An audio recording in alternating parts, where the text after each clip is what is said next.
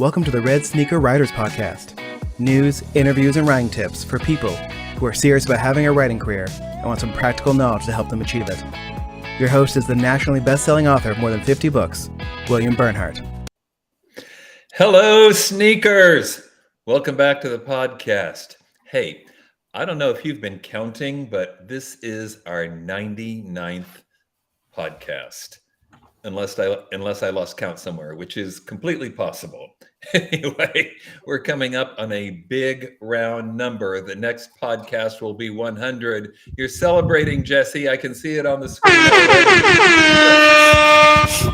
already. Wait, save it. We're not quite there yet. All right, sorry.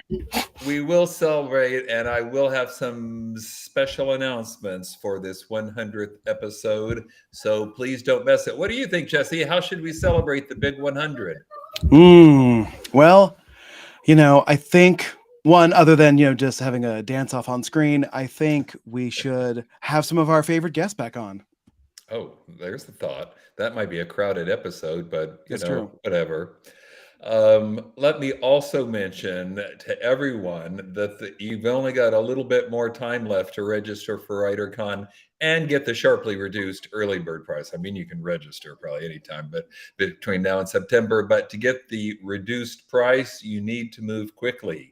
WriterCon, of course, is our annual writers conference that focuses on helping you in particular, achieve your writing dreams. Sessions will focus on how to be better writers, how to improve your art and craft, giving you what you need, as well as navigating this increasingly complex world of publishing.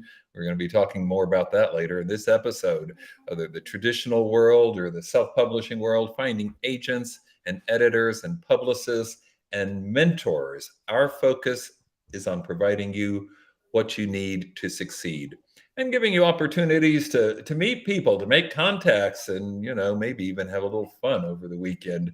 The conference is Labor Day weekend. That's September 2nd to 5th this year. So please check out our website, writercon.com, WRITERCON.com.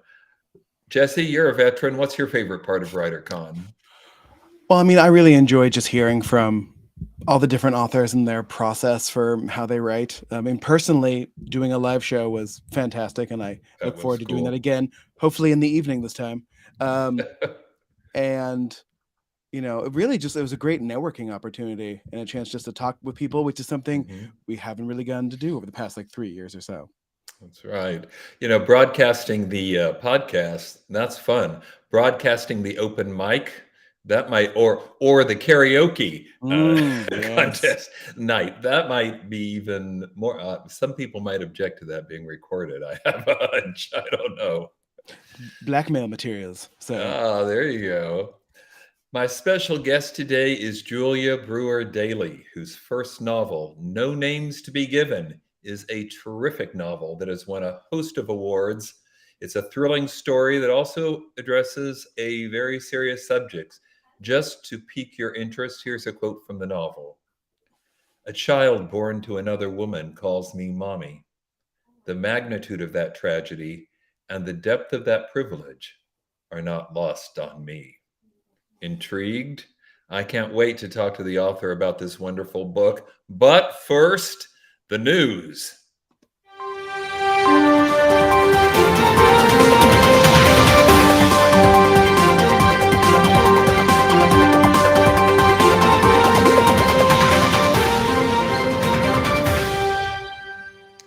I couldn't help but lead with this one, the news of a completely indie author who's getting a big Netflix/sci-fi series based upon his self-published work.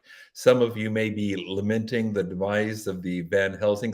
Jesse, were you a Van Helsing fan? I did not watch the TV show, even though all of the nerdy pop culture websites I check told me to watch it, so I probably will get to it at some point. But I know it was enjoyable, and I do love I love the Van Helsing character as a fun character to follow around. So right. I actually watched a few eps, but I don't know. We got sidetracked. There's so much on. Anyway, What we're talking about is the author Johnny B. Truant, who has been doing well for some time, but now his series, which he calls the Fat Vampire book series, Nobody Flame Me. This is his title. I'm just quoting. And it's been picked up for a certain. Predictably, they're going to change the title to Reginald the Vampire, so it doesn't sound as fat shaming, I guess. The premise here is the author wondered, why is it in movies and whatnot, vampires are always handsome, hunky, good looking, charismatic guys? Don't any slobs ever get bitten by vampires? And where are they? And That's a so fair question. he came up with this series, which has a lot of heart. That's basically about one guy who isn't looking like Angel on Buffy or something like that, and trying to navigate the world of vampires. Does this sound like something you're going to add to your playlist, Jesse? Sometimes there are some really great, like, off-kilter vampire stuff. I can't remember. There was a show, maybe it was on the CW that involved zombies actually, which was like a little bit off kilter. And I'm all for people playing around with standard characters like vampires. So, and I find it's funny that Jacob's gonna be playing said fat vampire because he used to be much heavier than he currently is now. So that'll be Oh, interesting to see. interesting. What I love most about this, of course, is that it's coming from a completely self published series. This is not quite the first time that's ever happened, but it's the most prominent deal for an indie author by far. We've talked throughout this podcast, not playing favorites, not dissuading anybody from traditional publishing, but we are living now in a creator economy. We are living in a world where authors are being empowered to a degree that did not exist when I started writing. I'm not sure it's ever existed. I think authors have more choices, more paths, and more opportunities to take charge. And not just of the money, although there is that. That authors are beginning to be compensated more fairly since they're the ones who are generating the story that make the whole industry run, but also just in terms of control and being able to make the decisions critical for their work. And to me, this deal is one more sign of how much the writing world is changing in a way that I think benefits and empowers writers. Okay, item number two. And this has to do with Amazon because, of course, there's always a story about Amazon. But this one is about a revolt mounting against Amazon's policy of allowing readers to return ebooks for full credit, even if they've completely read them. And Amazon can, of course, tell how many pages you've accessed, whether you've read the first 3 pages of the whole book. But as it stands now, people can return a book anytime after they've bought it, even if they've read it completely, and seem to be doing so in increasing numbers. There apparently been some online posts where people are saying, hey, here's a way to read books and never have to pay for it. And people are doing it more and more and more. One author I know saw triple-digit returns last month. Before it had been, really small, but it's starting to increase dramatically. And so if you're watching the video, you can see online, Jesse has posted a picture of a petition on change.org where Amazon authors are signing a petition to protest this policy. They've got over 45,000 names on the petition as of this morning, and they are adding more all the time. And you can see why. I mean, Jesse, can you think of any other marketplace or a product that allows people to return something after they have completely used it? No, and as someone who's used Amazon's return policy to their own benefit many, many times, like Yes. this is too far. This is like buying a gallon of milk, drinking that gallon of milk, and then returning empty gallon to grocery store. Like it Right. makes no sense. And there's honestly people doing it more is probably going to change Amazon's policy more than this petition because Amazon wants to do what makes them the most money, right? And if Amazon knows that everybody knows they can buy an ebook and then return it, they're not going to want that. They want their money. Well, you So, would think. That's what I mean. It makes no sense. No. If 48 hours to return a book, okay, I could see that. Or if you've read 5% or less and you just don't like it, okay, I could see that. But this is just crazy and is the exact antithesis of what I was saying a minute ago about how authors are being empowered. This is a loophole that's letting people read authors' work and not give the author anything in compensation. There's a revolt going on in Etsy right now too, as you probably read. People are pulling down their Etsy sites because Etsy increased the amount of fees that it charges them, and that's probably about the equivalent of this petition that's going on with Amazon. I hope it works. At the end of the Yeah. day, we go ahead. I was just saying, I will post the link to this petition in the chat Great. in a couple minutes. I can't, I don't have a monitor open to look for it right now, but I will soon. So Great. I'll put it in the show notes too. I mean, you know, uh, sure, we need Amazon. Amazon sells a lot of books, but Amazon needs authors too. And this flies in the face of that author empowerment I was just regaling a minute ago. Okay, third and final item, and this is really just an update. You remember, I think a couple of podcasts ago when we talked about Brandon Sanderson's off the chart successful Kickstarter campaign, in which basically he's allowing people to get access to 4 new novels first, maybe not exclusively, but first by joining his Kickstarter campaign. When it launched, he said a new 1 day total. And now, after 30 days, it is closed. This man has raised $41 million, over $41 million. The campaign has over 181,000 backers. It is the highest funded Kickstarter in Kickstarter history. And this is an author. Now, that's cool. That's just the flip side. That's author empowerment. I don't know. You're a Sanderson fan. Does this surprise you, Jesse?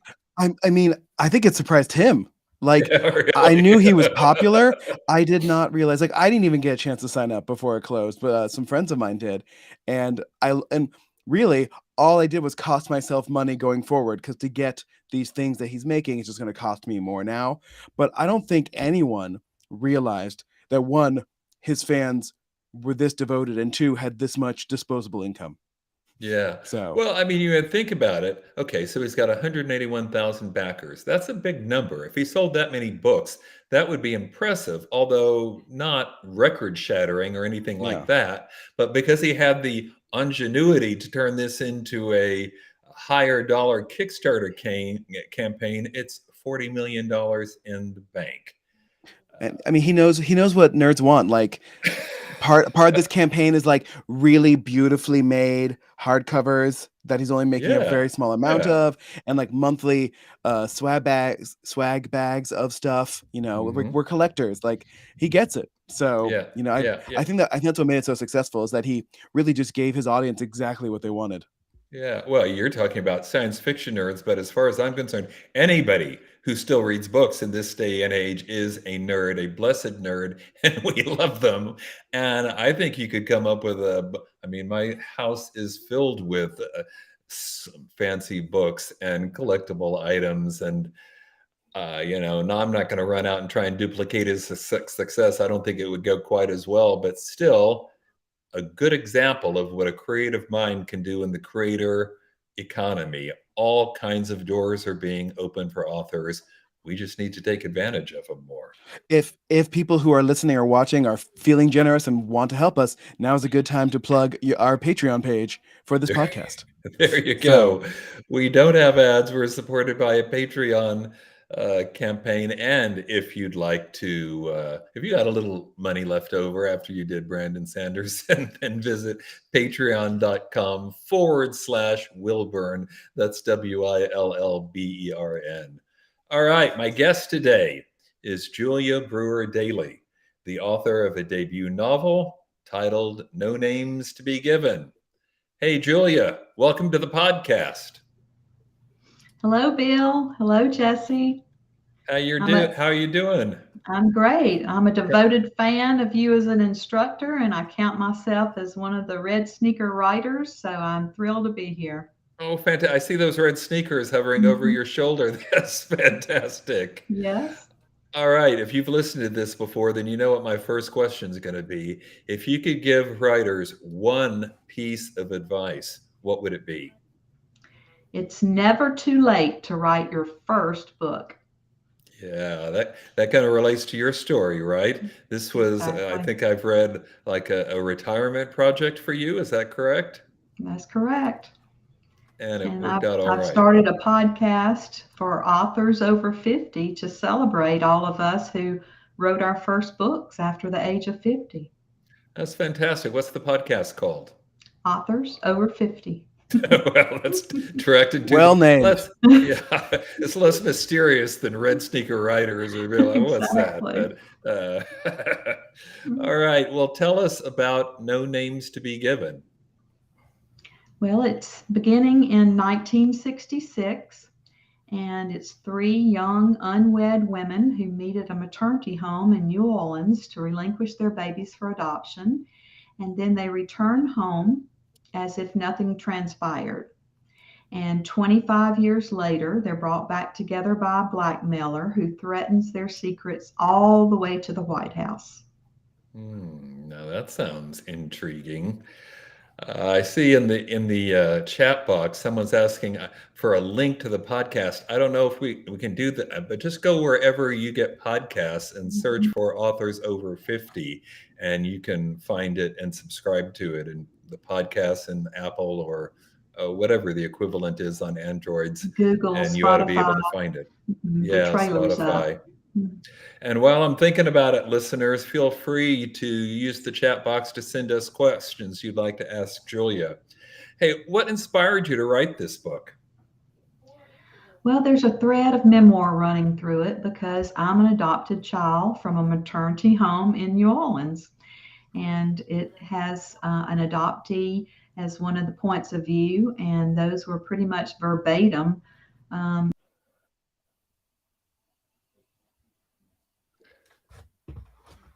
I think we've 40 lost Julia. years Oh, there ago, she is. Okay. I You cut searched and out for a found. second, Julia. Can you say that again, please?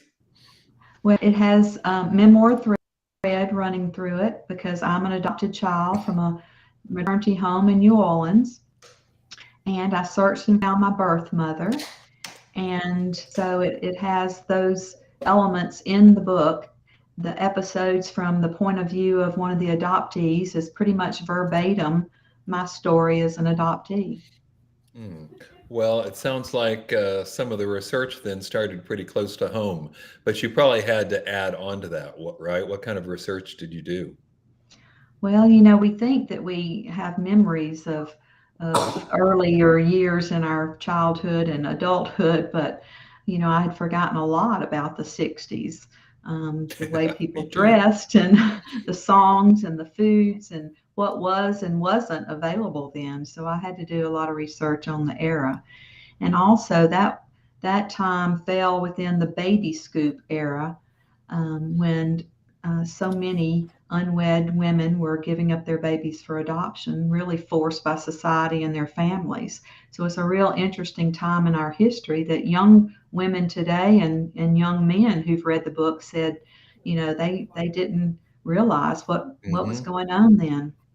Well, elaborate that on that a little bit because, Gen Z may not know what you're talking about. Why would anybody be forced to give up their child? Well, society had a lot of rules back then and thought that babies needed a mother and a father in the home, and there weren't single parents at all. People really truly were shipped away to these places to have their babies and give them up and not let anybody in the community, especially if you lived in small towns, to know about it because it was just a lot of shame was heaped on women who were unwed and became pregnant then. Hmm. And you've already mentioned that you were adopted yourself, but I read on your website that you searched for and actually located your biological parents, right? I Tell us did. about that. How'd that happen? Well, in New Orleans, at the time I was searching, there was a Napoleonic law still on the books that said an adopted child can inherit from their natural parents. Well, you can't inherit from somebody you don't know. So I went to the Bureau of Records and I was able to use that loophole to open the closed and sealed records. I don't know if you know, but when you adopt a child, the birth certificates are changed to reflect that the adoptive parents gave birth to them, and the original birth Mm, certificate of the birth mother and father are sealed.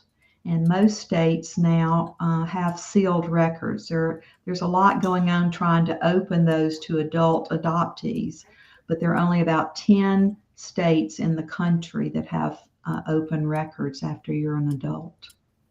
hmm. Wow.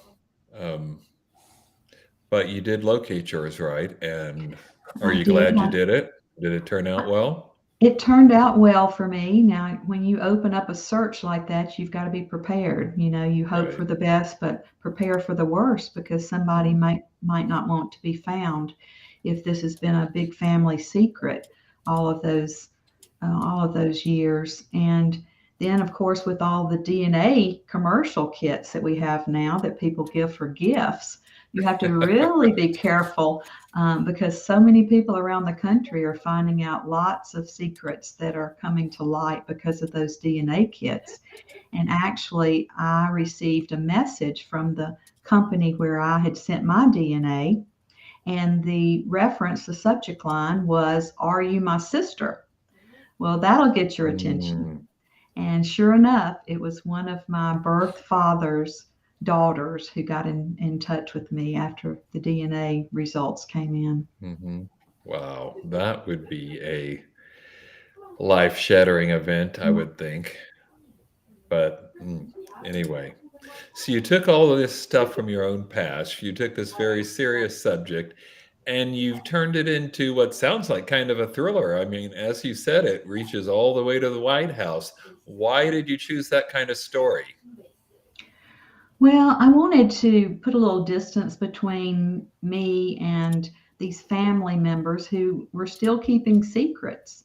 And I didn't want to expose families' secrets that they didn't want exposed. So I took it into fiction. I could have done memoir, and there are a lot of birth mothers and adoptees who are writing memoirs now about their experiences. But I wanted a little distance between my true story and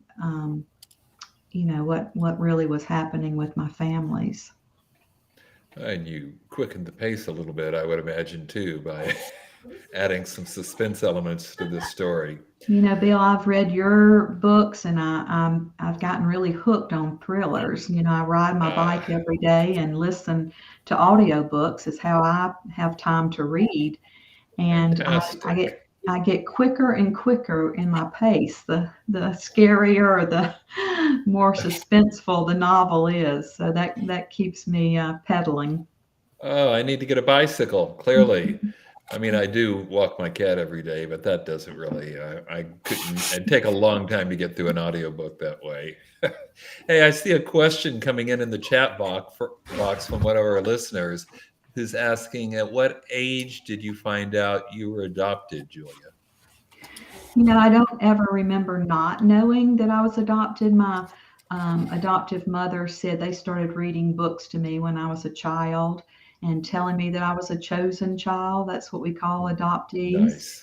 They really had to go to a lot of work to get me, and I kind of lorded that over my siblings because we had the old adoption syndrome in my family.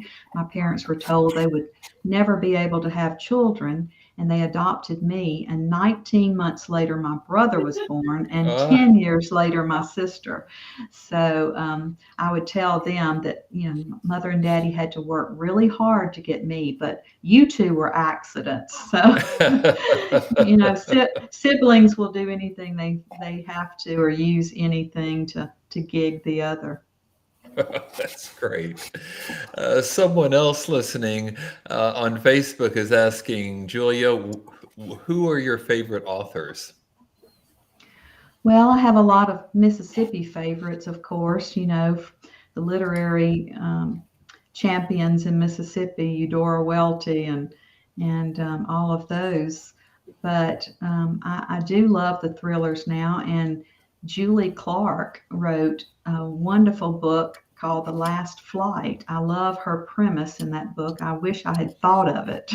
That's Two women meet at an airport and exchange tickets because they both want to disappear.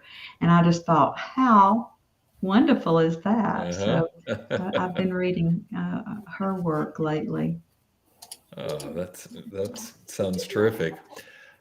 You remind me of something I noticed in your book. It's written from multiple viewpoints, which is not uncommon in thrillers, but in your case, you've got specifically three women who are going to interact throughout the book, but you tell different chapters from each of them's viewpoint. How did you, I don't know, stumble across or decide upon this somewhat atypical approach to writing the story?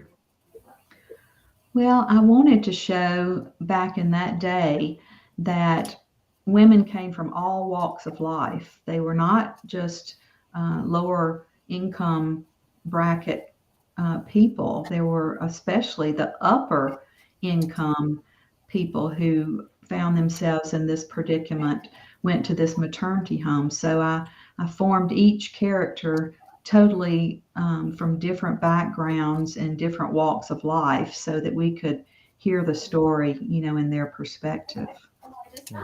Cool. Well, let's talk a little bit about writing process, because I know a lot of people listening to this are writing or thinking about writing or have written quite a bit. What's your process like? Do you write every day, or how do you go about it? I was writing every day until the marketing began for this book, and that will Right. take you out of your seat or Mhm. put you onto different sites than your writing routines. I'm a hybrid, I think, between the plotter and the pantser. I'd like to get it all down on paper and then start my outlines to see where my holes are. But I don't know if you've ever taken the NaNoWriMo challenge, Mm. but I don't know if our listeners know about it, but hundreds of thousands of people take this challenge in November. It's called National Novel Writing Month. And you take this challenge to write 50,000 words in the month of November. Well, that's 1,667 words a day. And that is pretty difficult. Mhm. But I stopped being the English major and correcting myself and worrying about every chapter every day that I had to go back and edit. And I just sat down and didn't worry about punctuation or anything and just spilled the words onto the paper. And that at least gave me something to edit by the end of Mhm. November. Okay, so, but even if you have 50,000 words, that's not a book, probably. That's not a novel. And at best, it's the first draft, and nobody's going to publish their first draft. So it's not really that you're writing a novel in a month. It's just that you're getting a whole lot of words down on paper, right? Yes, it kept me very dedicated and committed because I'm a checklist person. And if I Hmm. say I'm going to do something, I do it and follow through. So at Oh, least I got good. those words on paper. Well, that's why I put those contracts in the back of the book, right? Or you've been to a retreat. That's why I try and get people to sign contracts. For some, anyway, that works. If you put it down on paper, then by gosh, you will stick to your commitment of writing so many pages or writing every day or whatever it's going to take to get your book done. And Yes, it sounds worked for you, right? But it did. I didn't really understand what you were saying about somewhere being between a plotter and a pantser. I mean, come on, pick. Which is it? If you're writing an outline, it sounds a lot like you're a plotter. Well, I'm a The suspense.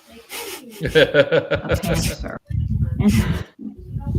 Can you say that again? You blipped out on us again, Julia. I'm a plotter because it's so much more efficient. Mhm. And I want to, be able to follow through on the outline and stay close to the plot line instead of going off in different tangents. But during NaNoWriMo, I became a hybrid or a pantser just to get the words on the page. I see in the chat box one of our friends watching this on YouTube is saying that being dyslexic herself, she loves that you, as an English teacher, admitted that. I assume referring to, trying to get the words done on time so that you could actually have a book someday. Did you have any tricks or strategies for bringing your characters to life? I mean, in your book in specific, you've got 3 female characters, and if they don't come across, the book wouldn't work. So how did you go about building those characters? I've been told that that's my strength is characterization. And I think it's because I write like I can see them on the big screen.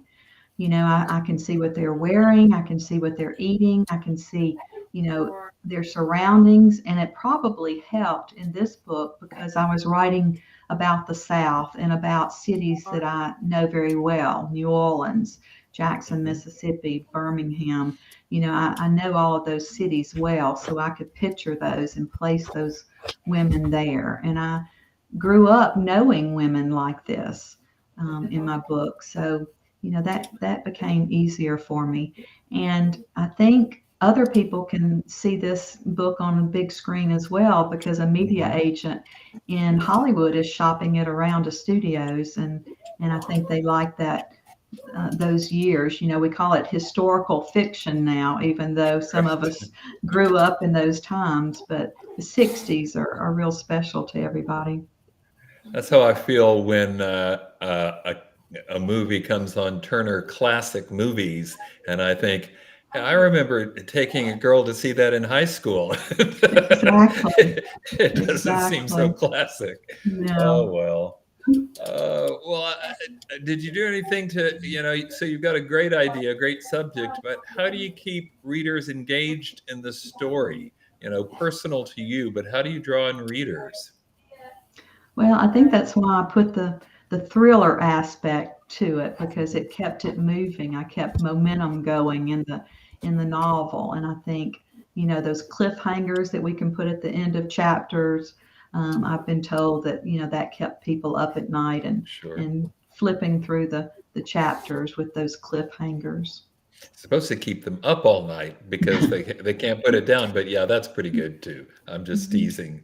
So, you got a serious subject, obviously, but beyond that, are there any particular themes you're exploring with this story? What were you getting at, do you think, when you started this Well, I or hope this writing it? book will draw attention to adoption, to the hundreds of thousands of children who are in the foster care system who desire a home so much. This is a hot button topic now. Adoption with same-sex adoptive parents, with adopting out of the culture, with international versus national adoptions, and of course the flip side of all of that is Roe versus Wade and abortion. So there are a lot of hot button topics that this novel brings up, and I think that's why it's been so popular with book clubs. And one good thing that came out of the pandemic is that we get to Zoom all over the country and get to discuss with book clubs in their living rooms. And, Right. and that's been a big discussion topic for Mhm. this book. That is sweet. A nice aspect to reach out to people in that way. You mentioned book marketing a while back, and I know you've been busy. So give our listeners some tips. What do you think works and what doesn't? Well, I've written a lot of articles for online magazines. I think that Mhm. calls attention to your book. I've done a lot of blog tours. I had a chirp deal, that's for ebooks, Right? and that sold thousands of ebooks. Really?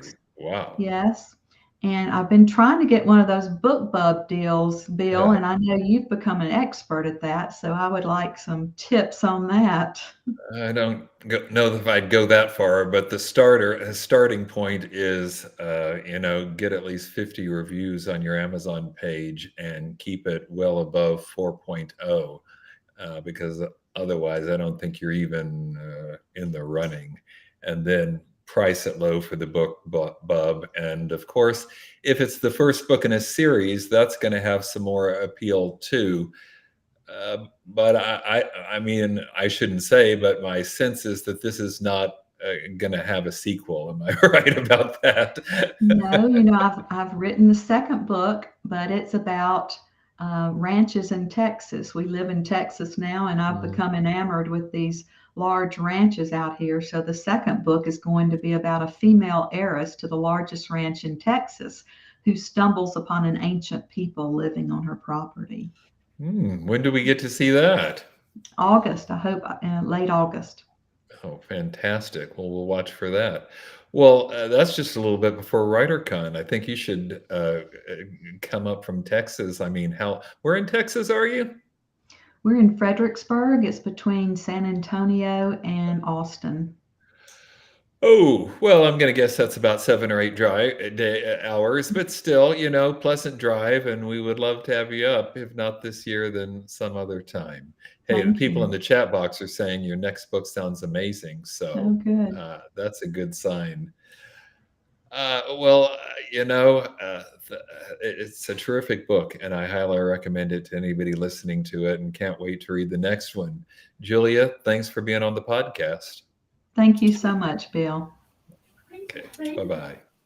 Hey, everybody. Like I said, annual writers conference, WriterCon. We have authors, agents, editors, book marketers, author assistants, over 70 sessions, over 50 speakers, many chances for you to meet people, network, make the connections, knowledge you need to build your writing career. And of course, as I mentioned, the early bird price is still available, but not for much longer. So if you're interested, please check out that website, writercon.com. If you're writing or aspiring to write, please think about joining our Facebook group, Red Sneaker Writers, so you can see what we're chatting about and get the news updates on a daily basis. And if you're enjoying this podcast, just like Julia was saying about hers, please go subscribe to the Red Sneaker Writers podcast. Then rate it or review it or both, wherever it is you get podcasts. It does make it easier for new listeners to discover us. All right. Until next time, sneakers, keep writing. And remember, you cannot fail